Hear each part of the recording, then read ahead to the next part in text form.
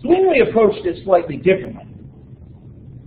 He didn't focus on justification or justification by faith as much as Luther.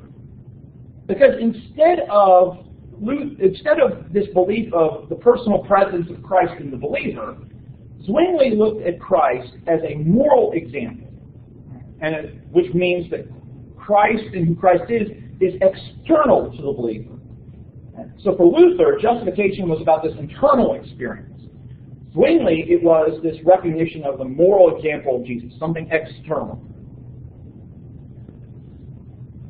Additionally, Zwingli is much more concerned about this moral reformation, a change that occurs in your life and in your practice, how you behave, how you act. And so a lot of his focus is on the moral demands of Scripture. And that, as you learn of Christ's example, as you read, as you understand about Christ's example, you seek to emulate that. But again, it's not as big of a concept for Zwingli as it is for Luther.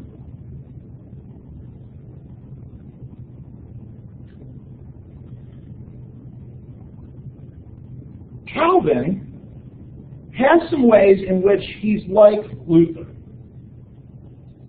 So, for example, this idea of the mystic union that occurs between the individual and Christ, that's found within Calvin, just as it is in Luther.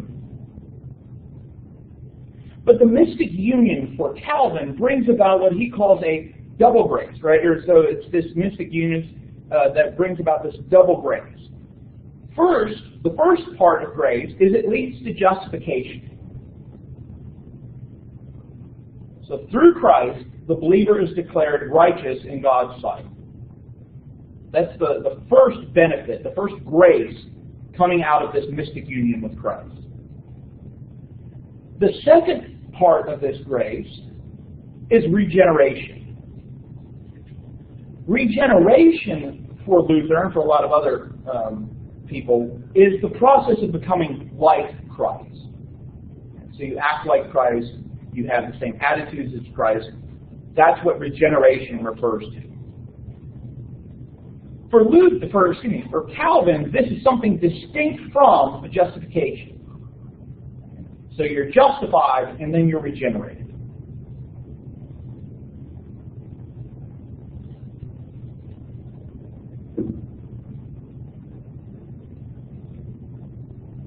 The Anabaptists, however, took quite a different approach to justification.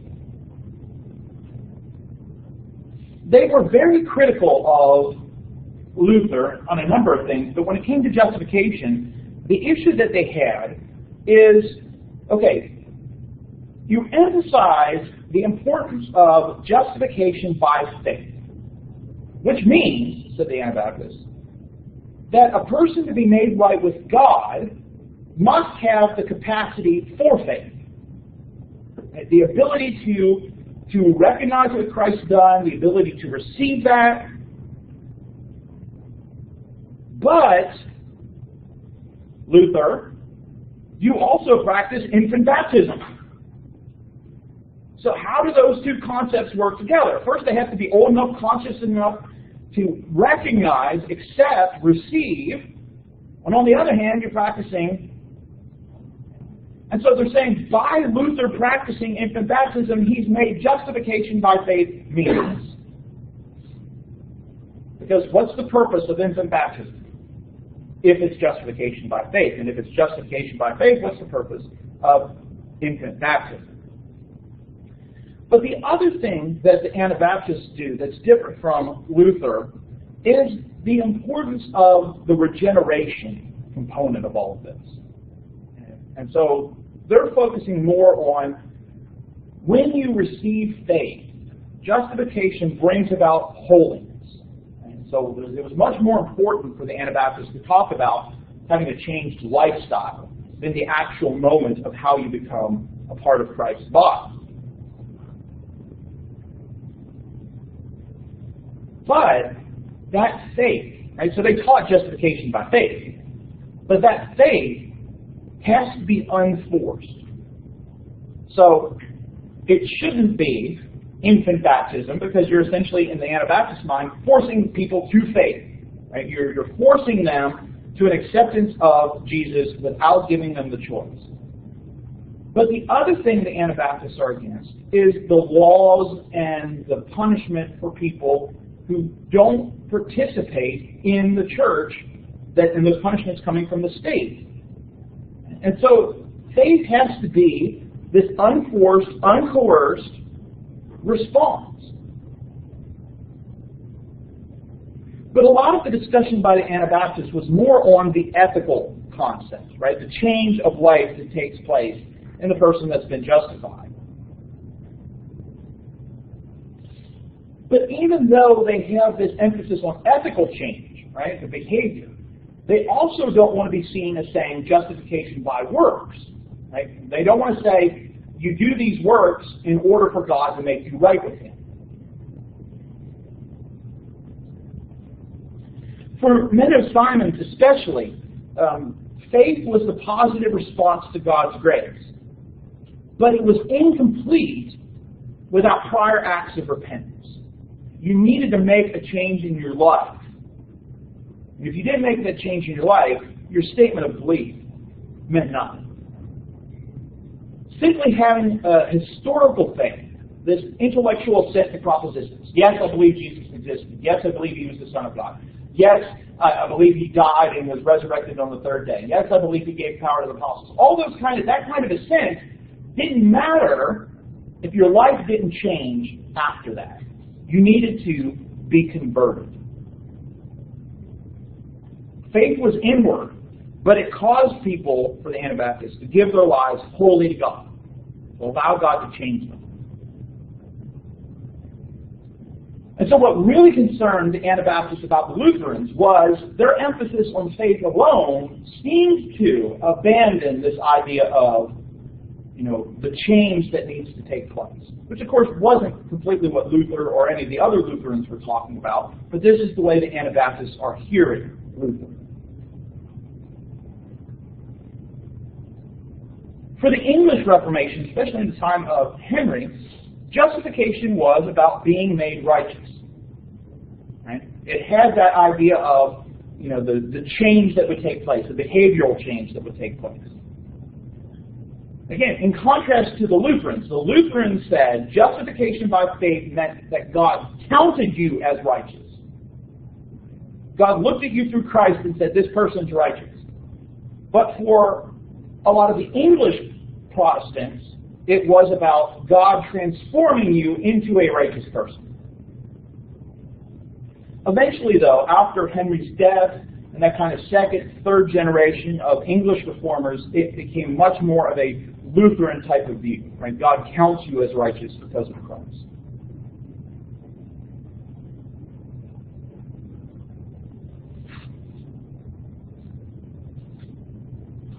What questions do you have about justification? Reformers' views of justification. Anything I need to clarify or explain?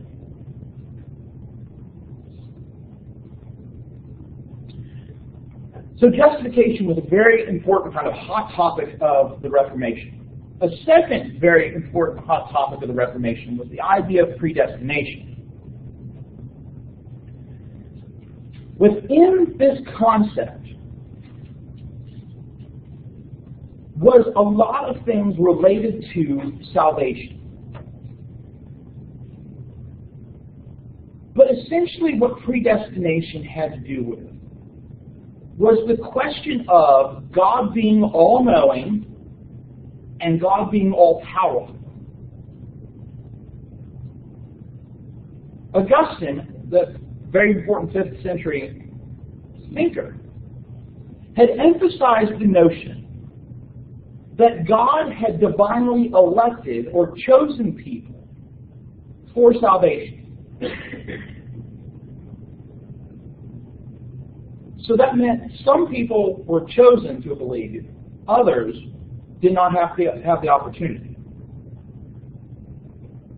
After Augustine, there wasn't too much of an emphasis on predestination in Catholicism. It kind of existed in the background. margins. It wasn't really something very well thought of. But essentially, it had developed to the idea of God chose those in advance who will, through their own free will, merit salvation. Right? So Augustine's thought was God chose and predestined certain people to be saved. But by the time of the Reformation, a lot of Catholics had taken predestination to this idea of God knows that they will freely choose to do the right thing and become saved, and so He's predestined those because He knows that they're going to choose to freely obey God because He knows that. Anyway, right? It's kind of confusing, but essentially this idea was it was kind of free will with a predestination overlay. But a lot of the reformers went back to Augustine and started emphasizing this idea of God actively choosing before creation those who were going to be saved. It is a category within Zwingli's thought, but a lot of Zwingli's thought was shaped by his experience of the Black Plague. Right? He lost some family members. He had seen the plague. He himself had been infected with it, and that shaped a lot of his thinking. Ultimately, he believed that God totally decided who was to be saved or who was to be condemned, and made this decision freely from eternity. God made the decision before the universe existed who was going to be saved. He did this of His own sovereign will. Not because He knew who would freely choose Him, but because God chose them, those people would be saved.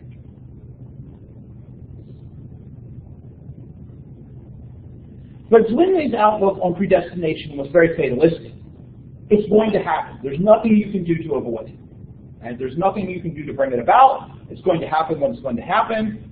You have no say in the matter. And these are the kind of ways that Zwingli approaches predestination.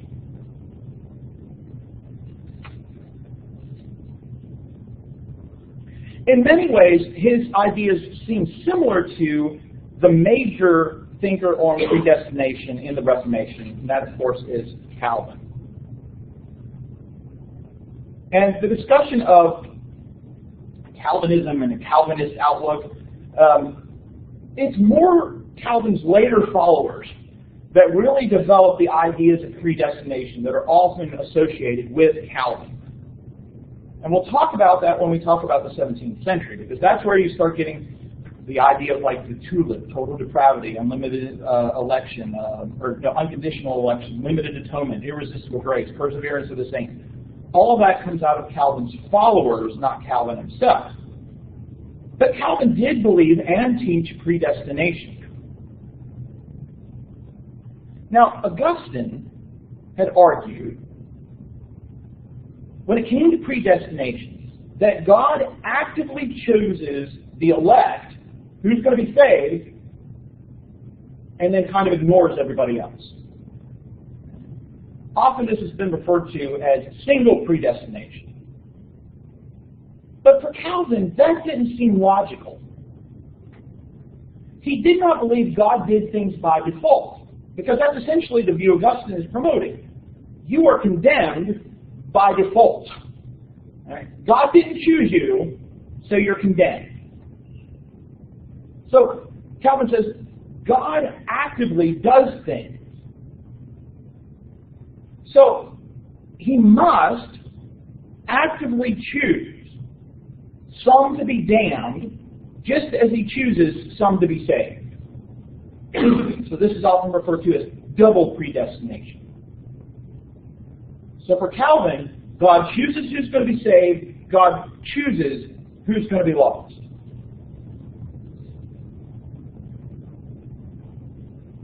For Calvin, this demonstrates God is gracious. Wait, how's this gracious if He's choosing some people to be lost? This demonstrates God is gracious because those chosen for election those chosen to be saved in Calvin's mindset, are done so by God's sovereign choice, not because of the individual's merit. So grace is only applicable to a few, but it's because God has chosen to save them, not because they've deserved it. So unlike the Catholics of his time, Calvin says God did not look into the future and say, who's going to merit salvation, and then I'm going to choose them. Because for Calvin, he would say, if he did that, he would find nobody merits salvation, so everybody would be lost. But God instead actively chose.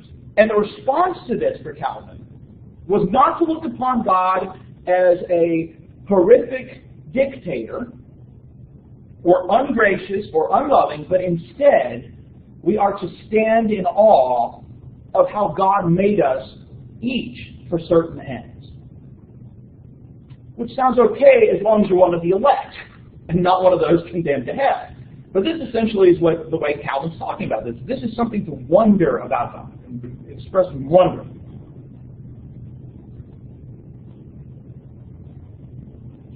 Now, for Calvin, what's kind of driving him is the question of why do some people not accept the message of Christ? And so just as the question kind of driving Luther is, how's a person made right with God if they're such a sinner? The question driving Calvin is, why doesn't everybody accept the message of Christ? One option would be to say the gospel, the message somehow is inadequate. There's something wrong in the message. Well, for Calvin, the credit is coming from God, so it can't be the message. The problem can't be the message. It could be the person delivering the message, but still it's the message that's being delivered, so that still doesn't solve the issue. Maybe it would be that because of the human condition, certain human beings are unable to grasp the message. Right? So it allows Calvin, whether you agree with that or not, it allows Calvin to sidestep this issue of maybe the gospel is inadequate. Right? And so that's what he's trying to do here. And so it's meant to address this issue of why do some people respond and others don't. And Calvin said, well, if you think about it, you see this kind of selectivity in other aspects of life. Some people are born into more fortunate circumstances. Some people have intellectual gifts. People find themselves in completely different situations from birth. So, for Calvin, it doesn't take much of a leap to say, God has chosen some, God has chosen others to be lost. Just as he chose somebody to have a fortunate birth, he's chosen other people to, grow up in poor conditions or have some sort of physical deformity from birth, right? All sorts of things that he would say are selected. We cannot ultimately know why God chooses some one way and some another. But we can just say that he does. Now again, that's all well and good if you're the elect, if you're the saved, right? But, if you're somebody that God has chosen for being lost, I'm sure you have a different perspective on that if you accept what Calvin has to say. But ultimately, when it comes to predestination for Calvin was absolute. God had made the decision. There was nothing a human being could do to change God's mind about it. It was absolute. Predestination was particular. In Calvin's mindset, God particularly chose individuals. Right? He didn't choose groups of people. He didn't predestine, nationalities. He predestined individuals. And it was double. He actively chose who was going to be saved. He actively chose who was going to be lost.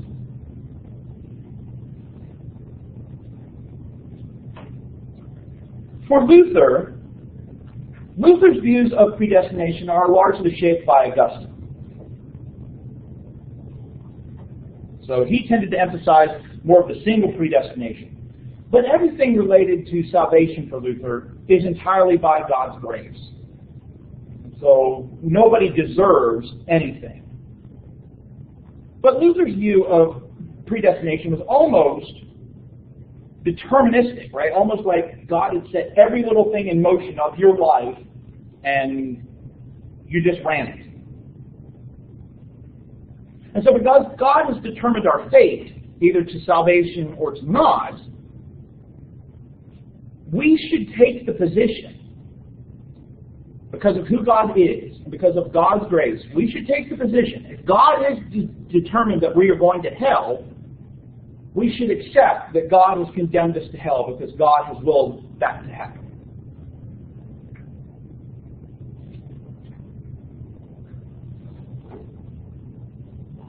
Again, all well and good to say if you don't think you've been determined to heaven. But essentially the idea is, because of who God is, if God's determined you to go to hell, accept it. But the fact that so many of us are, and even who would identify as Christians, are tormented by the idea of going to hell, and tormented by the idea of God actively choosing some to be saved, that demonstrates that we're part of the elect. Because we're concerned about God sending some people to hell, God determining some people to be saved. Because we are concerned about God's will. If we didn't care about God's will, that would be an indication that we are part of the lost, not part of the elect. So ultimately, for Luther, we have free will in every other area except the matter of salvation. In salvation, the will is not free. The will is in bondage to the choices God has made.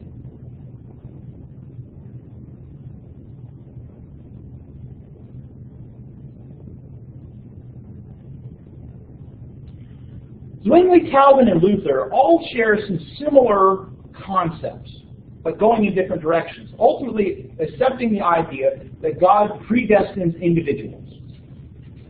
The Anabaptists, however, went in a different direction. Instead, they said, predestination in Scripture refers not to an individual's eternal destiny, but instead to Jesus and to Jesus' work. Jesus is the one that was predestined. Menno Simons, for example, argued that Jesus is the focus of predestination and did not like the Lutheran form of predestination. Now, at the time, he doesn't really know about Calvin. Calvin's teachings had not reached Menno Simons. But he probably wouldn't have liked them any better because he doesn't even like Luther's idea. Essentially, this idea of predestination for Simons is fatalism. God made this choice, you've just got to accept that there's nothing you can do. But this also, for Simons, makes God the author of evil. Because if he's predestined certain people to do evil things and so be lost, God is responsible for that evil that they've done. Furthermore, predestination gave sinners an excuse to keep on sinning, which Simons didn't like that idea. And so for the Anabaptists, ultimately they tended to emphasize we have choice. So God doesn't predestine individuals for the Anabaptists, but instead provides them with choice. And he pointed out that the Scriptures teach we have to accept grace. And so there's that choice that's involved.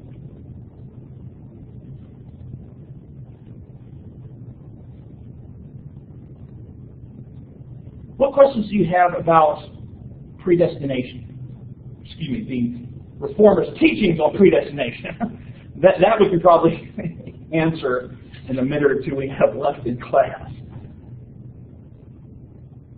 All right, we'll go ahead and close there. We'll pick up with a couple other doctrines as well as talk about some of the changes that are going on in Christian practice during the Reformation. And we'll see, especially in the area of Christian practice, how a lot of these groups are starting to have conflict with each other.